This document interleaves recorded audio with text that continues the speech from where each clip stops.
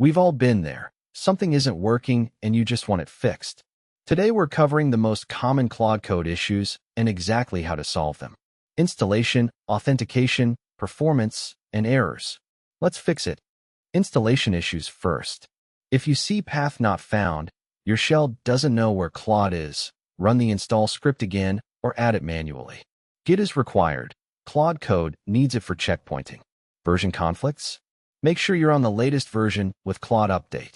And if you're choosing between native and npm install, native is faster and gets updates first.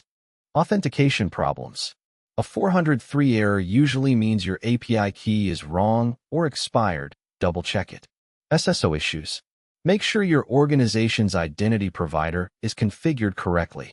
If nothing works, reset credentials with Claude config and re-enter your key. Or use /login to re-authenticate from the terminal. Most auth issues are just expired tokens. Performance. If Claude feels slow, start with /clear to reset the conversation. Long contexts slow things down. /compact summarizes your context without losing it. Too many MCP servers? Each one adds latency. Disable the ones you don't need.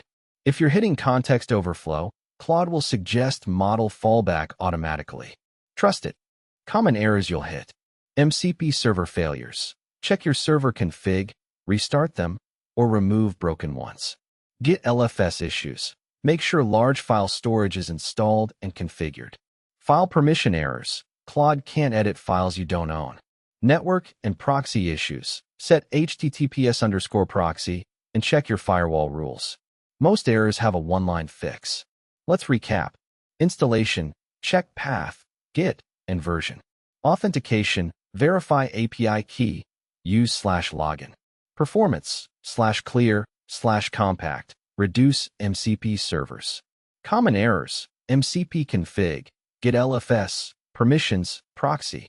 Get help on GitHub issues, Discord, or use /help in the terminal.